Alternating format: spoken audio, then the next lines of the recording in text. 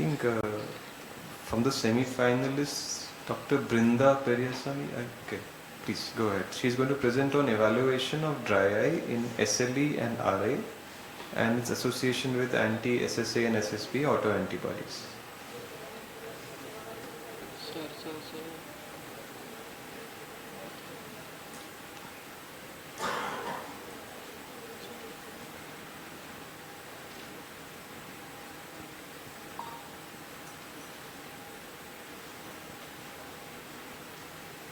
Good morning, I am Dr. Brinda. I will be presenting a case of evaluation of dry eye, rheumatoid arthritis and systemic lupus erythematosus and its association with anti-SSA-SSB autoantibodies. Dry eye is a multifactorial disease and the ocular surface environment is maintained by tight immune regulations which is breached in case of autoimmune diseases like SLE and RA. As we already know, anti-SSA and SSB autoantibodies are associated with dry eye disease in primary Sjogren's syndrome. In case of secondary Sjogren's syndrome, self-reactive immune T cells causes infiltration of the lacrimal glands, which causes the impact tear production resulting in dry eye. The aim of the study was to estimate the prevalence of dry eye in SLE and RA patients and to identify the association of dry eye with anti-SSA-SSB autoantibodies.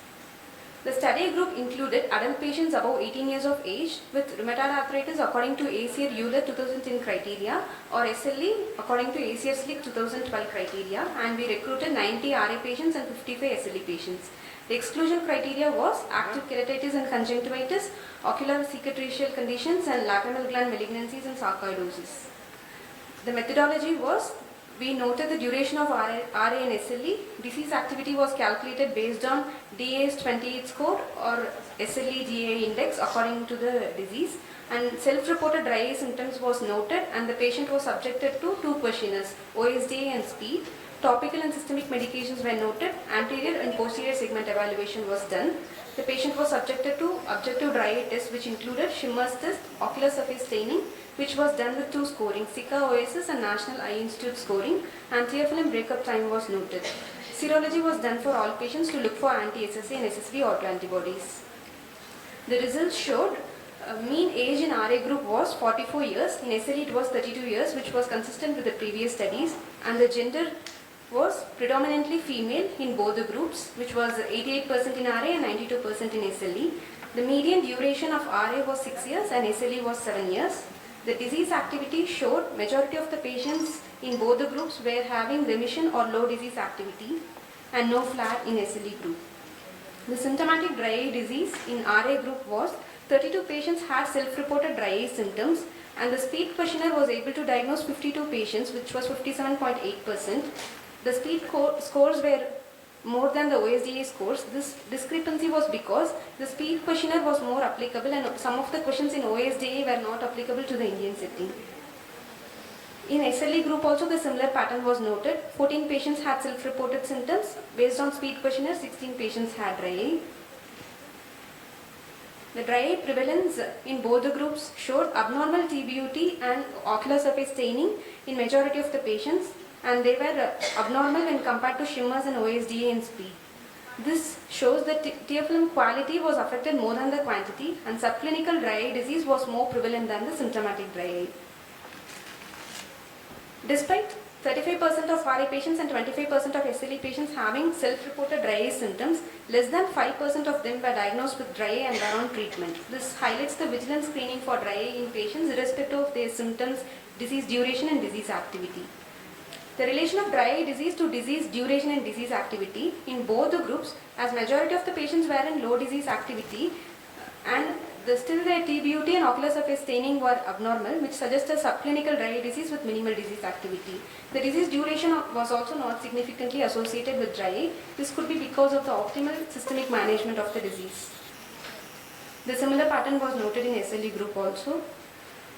24% of the RA patients and 30% of SLE patients had meibomian gland disease. This was explained by anti-double-stranded DNA positivity, discoid lesions and methotrexate usage which causes blepharitis and immune complex deposition in the meibomian gland. So lid examination in SLE and RA is also as important as the tear film assessment. The association of anti-SSA-SSB autoantibodies in RA group, the antibody positivity was low, but in SLE group 30% of the patients were positive for anti-SSA autoantibodies. But still the patient's TBUT staining scores were abnormal than the Schimmer's and speed questionnaires. And in both the groups, the dual antibody negative patients had poor tear film quality than the tear quantity. In our study, we have found that abnormal surface staining scores and TBUT were more than the abnormal Schimmer's, and ocular surface inflammation was more than the decreased tear production, and there was no significant association with the autoantibodies. And the anatomical target is ocular surface epithelium more than the lacrimal gland, suggested pathology being increased pro-inflammatory cytokines at the ocular surface. Secondary Sjogren's syndrome pathway, which could be a minor mechanism causing dry eye in such patients. The postulated dry eye pathway, multiple risk factors causing autoreactive T cells, abnormal neutrophils and activated corneal Langerhans cells resulting in the local ocular surface inflammation and causing dry eye. The strength of my study, this is the first study to report dry eye in both the SLE and RA patients, and first study to utilize two subjective questionnaires, both OSDA and speed, and found speed is more applicable to our population. And the limitations were we did not assess for tear film hyperosmolarity and inflammatory markers, and we had very few patients in the severe disease activity, so the disease activity relation could not be commented. Dry eye disease in SLE and RA patients has no association with disease duration, activity and autoantibodies. Subclinical DED is more prevalent, and we recommend for vigilant screening and symptom assessment. Tear film quality should be given more importance than the quantity assessment, and lid examination is as important. Thank you. I think thank you for doing this study. It's a very well done study, and it's bringing out all the things which we see in our clinic.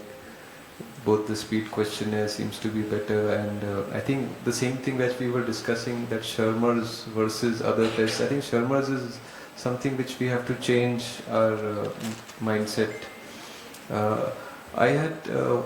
And I think one important takeaway which I would like to further add is, I think as ophthalmologists, in this case, although she's looked at the dry eye in already diagnosed patients, but I think we as ophthalmologists can sometimes pick up dry eye and then refer them to the rheumatologist, and we can pick up these patients and diagnose early and increase their lifespan. We can make a difference in their life. So I think this is an important role. I had just one question regarding the methotrexate. Could you elaborate how it causes blepharitis? It's a blepharitis, and also like inflammatory markers also are high in methotrexate. Local inflammatory markers. The ocular tear, yes, sir. they increase with patients who are on? Methotrexate has a predisposition for dry eye. I see. Okay. That's interesting. Any questions, ma'am? Okay. Thank you. Thank you.